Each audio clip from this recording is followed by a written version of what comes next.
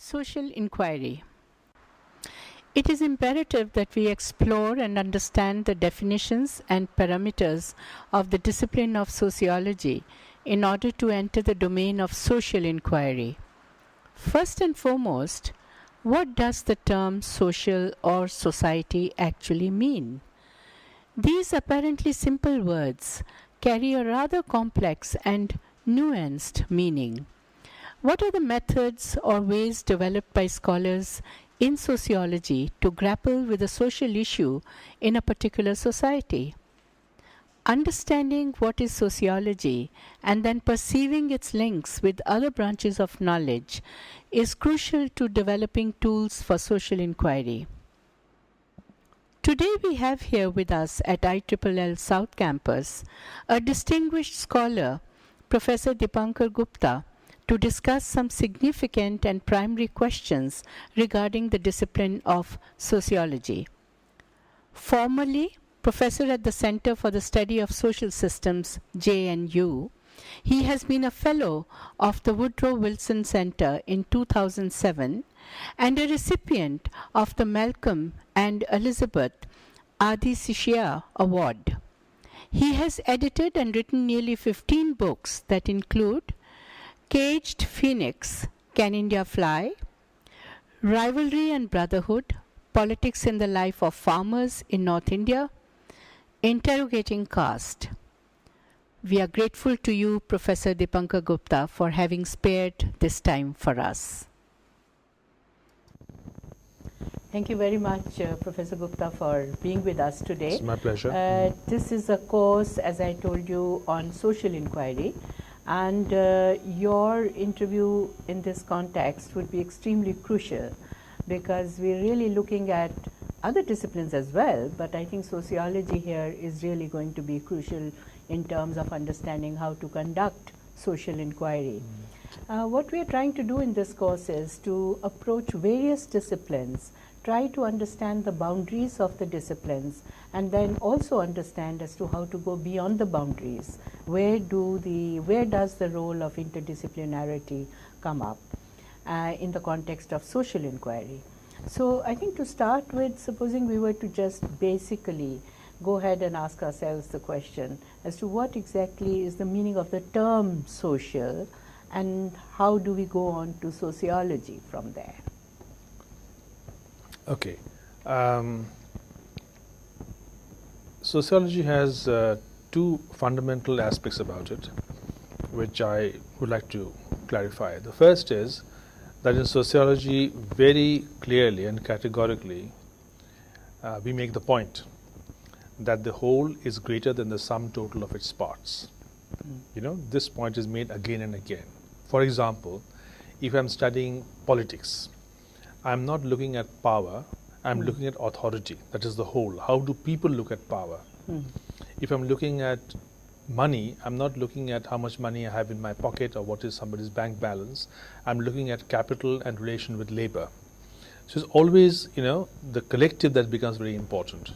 So you take any simple thing like suicide or market behavior or purchasing preferences, we always look for the way in which the whole manifests itself. And we think the whole is more than the sum total of its parts, right? That is one very important point we make in sociology. For example, unlike psychology, say, where you study individuals, you know, you can't say that the whole of the Oedipus complex is more than the sum total of its parts. Absolutely. It would not be correct to say that.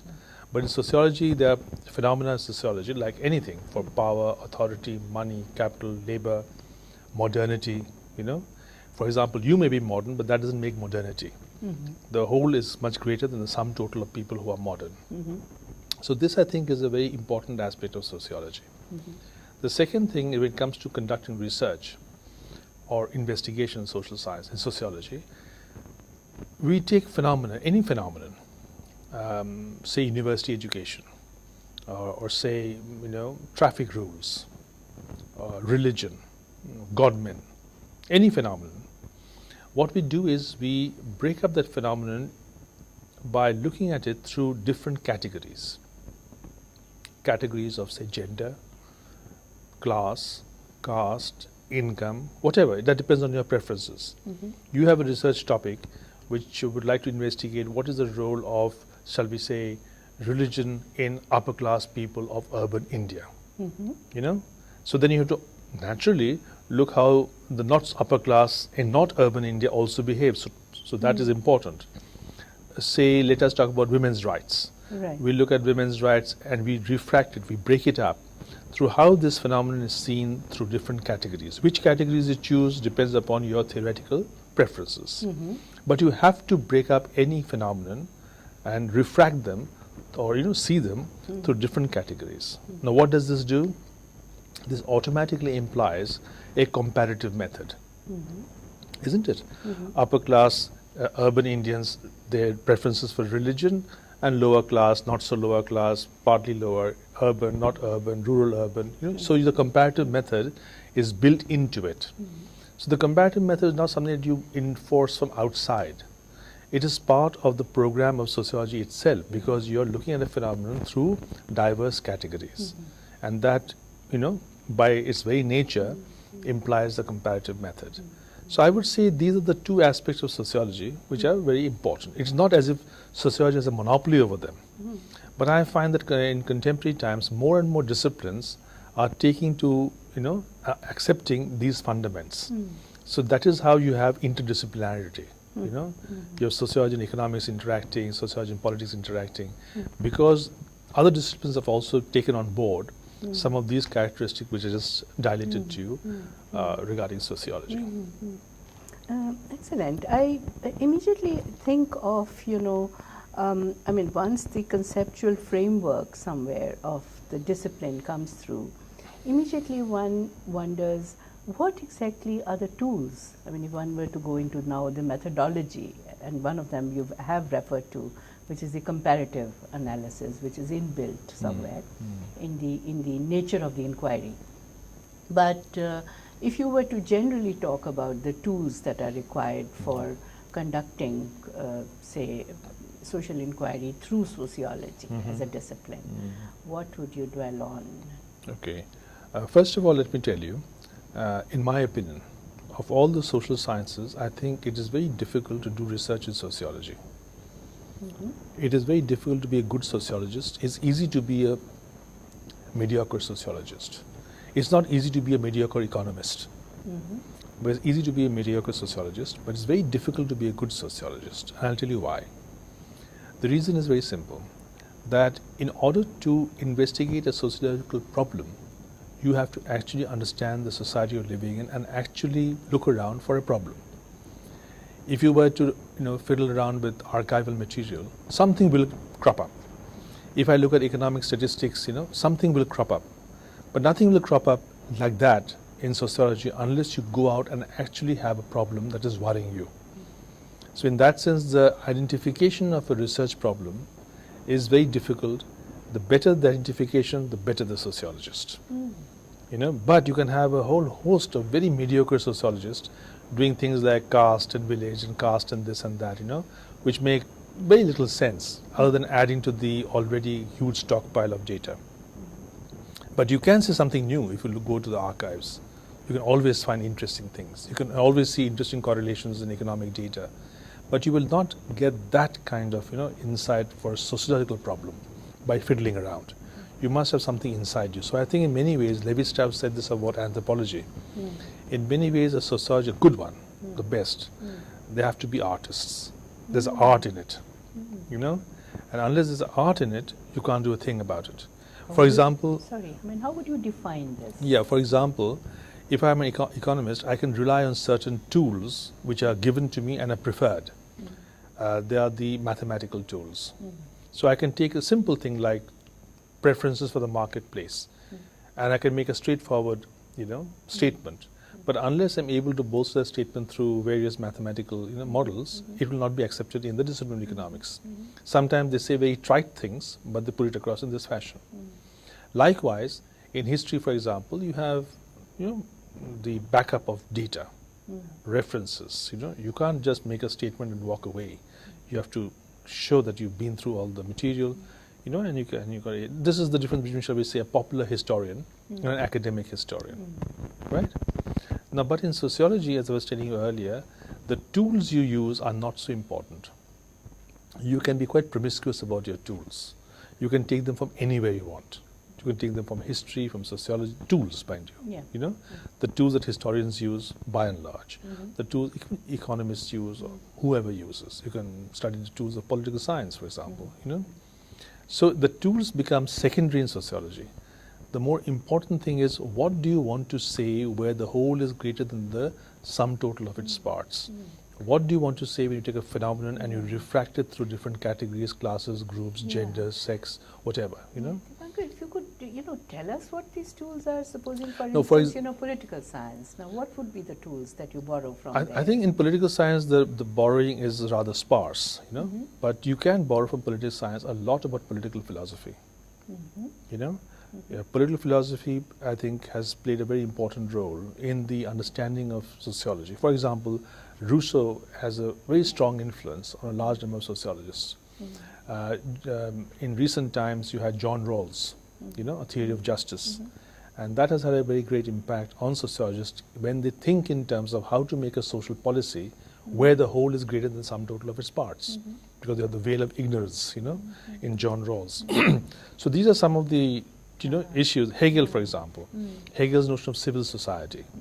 I think the notion of civil society is absolutely seminal in Hegel, and sociologists have used it. The good artists in sociology have used it to their advantage by trying to see how can we look at civil society in terms of citizenship, you know, and that is where I think sociologists have made a big break from a large number of others who talk about civil society in terms of NGOs. You know, sociologists have moved away from that. And there have been many political scientists also who've done that. I shouldn't say that. I think some of that, I can easily think of 2 or 3 very eminent political scientists who've done that. But we sociologists have used these inspirations from political science. We've used tools from history. We've used archival material. But archival material has always been used from our perspective in a comparative way. That is, we are comparing in time. Yeah, the sense of the past. Yeah, if, for example, this is true today, there is religious bigotry today. What was it in the 19th century? You know, in order to understand today, not to understand 19th century. But in sociology, there's a clarity that we are obsessed with the present. Okay, and then in that case, there would also be a certain sense of dynamism. Yes, you know, naturally. So the present is not a static present. It has a past, it has a present, and we all know there'll be a future, you know. So, so when we look at history, we look at it in a comparative framework, you know, and the comparison is in time. When we look at, shall we say, anthropology, we look at it comparison in space, you know. So you have kinship here, marriage here. Right. How is marriage in, shall we say, Malaysia, Africa, Middle East? What are gender relations in different places? So that I understand the gender relations in India. So comparative method, what happens is that you have a problem, you see similarities and you see differences. Then you've resolved it. That resolution becomes now part of your natural history. Another comparative element comes up. It is like Fichte had said, that Carl Fichte had said that, you know, a human condition is one where you can never overcome the necessity of facing fresh problems. You know, you think you've done everything and you've conquered everything, you've climbed that last hurdle, and another one pops up. You know? Excellent. You know, I was also thinking of, you know, you mentioned how in psychology it would be individual psychology, perhaps, greater focus. But then don't you think in sociology there would be also a need to, you know, get into psychology which functions more at the collective level? And, you know, absolutely. The collective consciousness. Yes, so social psychology, for example, is something, for example, in very simple things, you know, like Lacan, Jacques Lacan, and his notion of the other, the big O, you know. And I have found that the idea of the big O, you know, and the small O, which is the big other, the smaller the dyadic relationship. When you have the big other, it becomes a triadic relationship. There's the big other, shall we say, is language, it could be the state, it could be the law, you know, and the two of us are, shall we say, Hindu Muslim, or Hindu Christian, or Hindu Sikh, you know, and that. So when we put it in that context, then we understand social relations much better than in a dyadic context, you know. And I think I have learned a lot from psychology in that sense. But I will not call myself a psychologist, you know. Lacan would, because he would use it to understand problems of individuals or small groups or whatever. I use that inspiration, inadequately of course, to understand social tensions. So would you therefore always be alert as a sociologist, about what your discipline is, and therefore, the boundaries? No, that becomes part of your Training. socialization in the discipline, because when we say training, what do we mean? When you say training in physics or chemistry or history or economics, you know what it means. It means tools. When you say training in sociology, it means the way you think, you know. Okay. How do you think? So very often when my students are putting in their research proposals, I'm often quite amused when some respected sociologists say, what is the methodology? Okay, they tell you the methodology. Then they say, what is the tool? What is this? Are you going to do this analysis, that analysis? And for me, it doesn't really matter. What's important for me is how well and convincingly you've told your story. You know, you may use random stratification, you may not use. For example, let us say I'm looking at Muslim victims of Ahmedabad. Now tell me, how on earth can I do random sampling? Some people will talk, some will not talk. Some people are scared, some are not scared. You know, it's very difficult to do that. So I have a problem where I don't have to be bound by random sampling or stratified sampling. You know, but I should be able to tell my findings in a convincing way. You know, and that is why I think this obsession with tools should be kept aside, as long as your story is convincing and somebody else can verify it, can go to the field and verify it, and it can be used as a stepping stone to a higher level of abstraction. We're also therefore getting into the whole notion of testimonies, somewhere, and to what extent there would be a sense of objectivity about Absolutely. it. Yeah. And therefore the verification, Yes, the need for which is where the sociologist differs from a true artist. Because let's say the Kantian notion of aesthetics. A sociologist can't depend on that, purposeless purposiveness. You can't say that in sociology. But what you can say is that these are the things that I have thought of. This is the way I have explained myself. These are the categories I've used. These are the terms I've used. You may go and do the same thing and see if I'm right or wrong. How acute is the sense of the present in a sociologist? Very strong. And you mentioned that, but I was just thinking, because if there is this a certain kind of a predetermined notion of what, say, even if it is the caste system, and you say, all right, India has a very strong caste system, and then you go to a locality within India, you go to a city or the rural areas or wherever, and then you go with a notion that there is caste there. Of course, 90% of the times it may be, but supposing it's not there, and your biases, how do they get across then in the conducting of an inquiry? You're absolutely right, because when you're looking at the present, the biases are very dominant. Because you can be somewhat generous towards the past, you can be generous towards a slice of society like, say, money, But when it comes to the whole being greater than sum total of its parts, when you're refracting things to different categories, then your biases are very, very intrusive, shall I say. But the best sociology has always come about when people have self-consciously fought against their biases, recognized them. I'll give you an example. You mentioned caste. Now, we all know that from the head came the Brahmins, shoulders, the warriors, etc., etc. But you step 100 miles out of Delhi and you go to a village and you ask them, have you heard this story? And you will not hear anyone saying that they had, or very few people perhaps. And you wonder that you've been told this, and you begin the impression that it is common truth. And then you hear different stories from different people talking about their jati origins, which are quite different from the one I just told you, which is in the Rig Veda, an appendix in Rig Veda.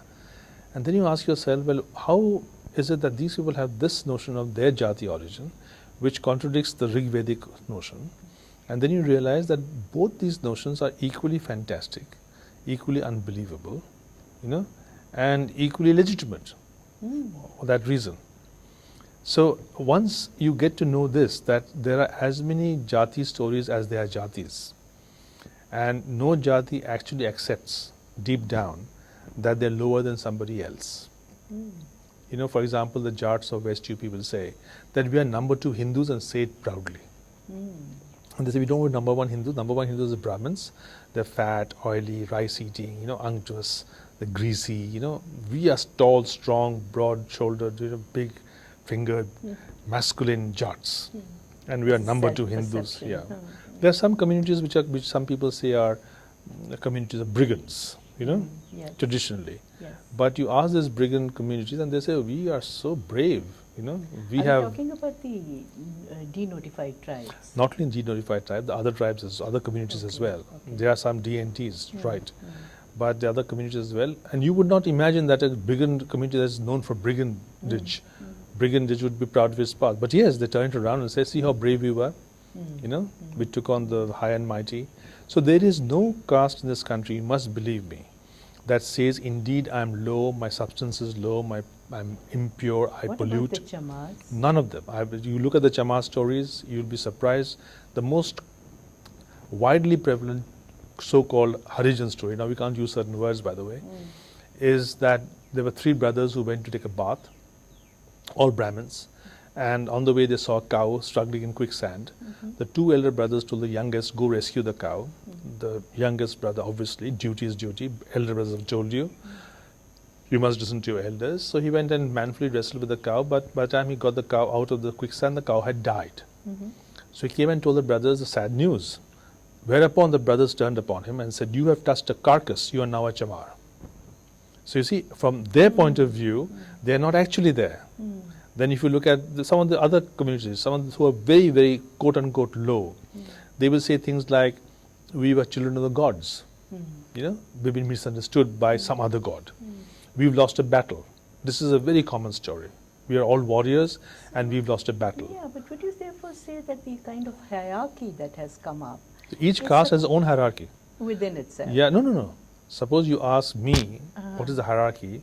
I'll say, I'm number 1, then 2, 3, 4, 5. Okay. I'll ask you, because you might say, well, you know, the Rig, if you know the Rig Veda, you say, well, Rig Veda, but, you know, it doesn't matter. Like the Jats of West UP. Okay.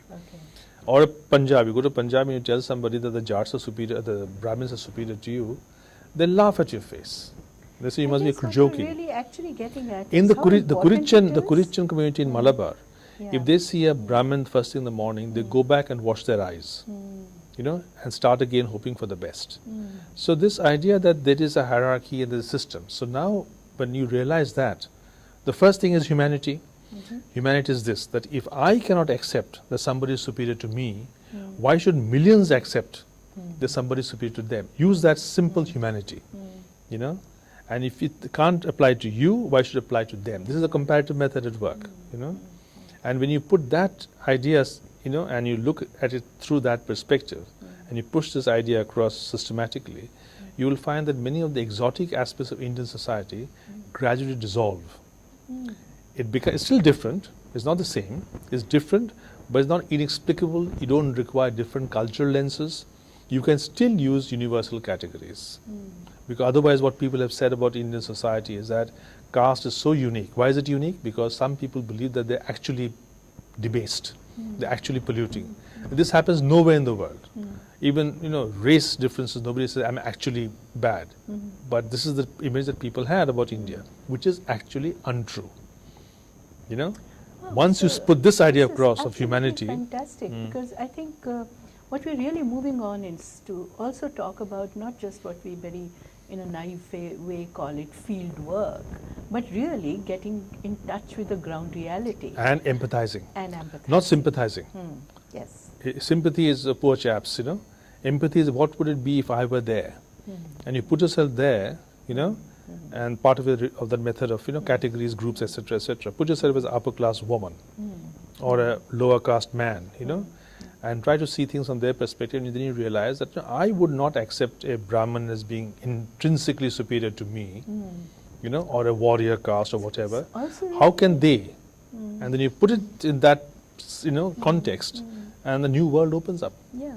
So it's really, I think it's fantastic, because it's also a question of how much one can, you know, deconstruct the notions that come up through well, it could be political reasons or it could be whatever. Primarily laziness. Laziness. Okay. Primarily intellectual laziness and a certain degree of, how should I put it, elite control over our fundaments of thinking. And we are all, born and brought up that way, and so it is always a conscious choice, how to. This is the point I think Gadamer made very effectively. In Gadamer's notion, the most important thing I think in Gadamer was to confront your biases. To be able to confront your biases is the biggest learning lesson. And deconstruct the stereotypes. Naturally, that will obviously bring in, and that will bring in the comparative method, that will bring in refraction through categories. Fantastic. So if I may ask you, how does one identify a bias? How does one become aware of a bias? When one becomes aware of a bias, only in a situation where you are uncomfortable. I'm telling from my own experience, maybe different for other people. When you're uncomfortable, you can't explain a position which you had always taken for granted. And then, if you are honest to yourself, and which you can be in academic work, maybe I will not be honest with my neighbor, But if I'm honest to myself and academically, then I say that if this is not true, this is not fitting in, something wrong. This caste story I was telling you about, it was not a bias. I was brought up to believe that lower caste people believe that they are polluting. And my entire attempt, not only mine, but my entire generation at that time felt that what we should do is to tell the lower caste people this is a false ideology. Upper caste people are using it to their advantage. Open the window and chuck it out. Only later I realized that so-called lower caste people don't think they're lower caste at all. And then I began to confront my biases.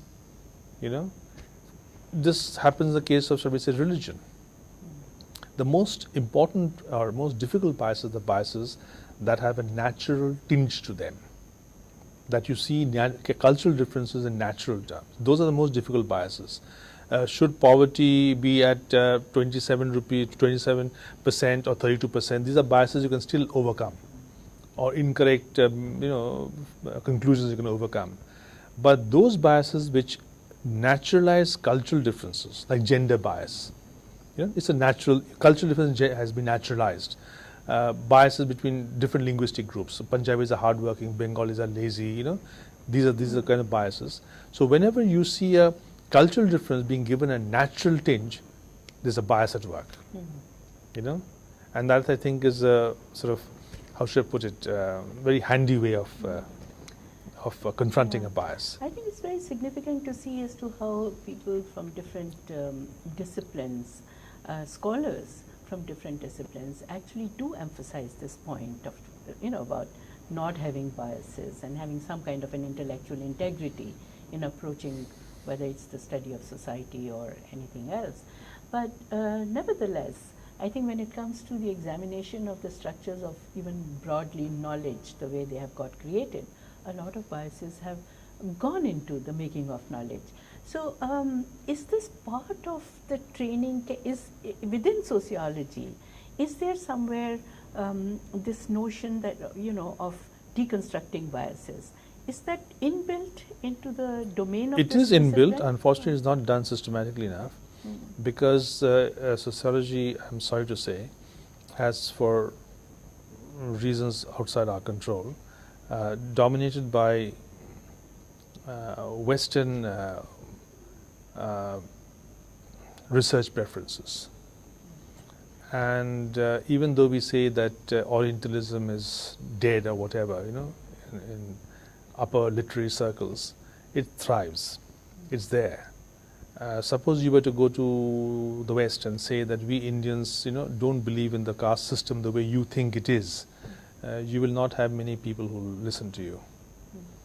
But you go there and say that, we Indians are strange lot, we are brought up this way, we have a mother fixation, and we can't get our sex act together, and we have problems with neighbors, you'll have a market.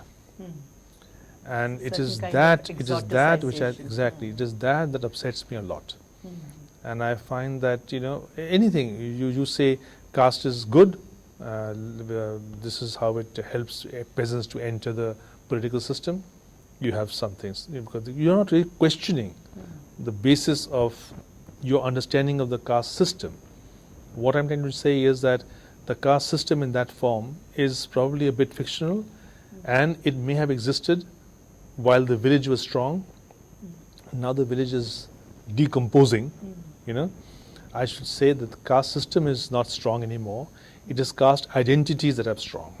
You see, earlier you could not say, I'm a proud Gujar, you know, but now on buses you find, you know, this is a Gujar's bus, you know. These things were not there earlier. Now scheduled caste people are saying this is who we really are. We are children of X, Y and Z. The Yadavs are saying that we are actually the natural politicians. You know, there's a student of mine, not a colleague of mine, I published a paper as a contribution to Indian sociology as the editor. She wrote about the Yadavs. And she wrote that this Yadav myth is that, you know, they herd cows, and the natural leaders, the herding cows, herding human beings, was a difference.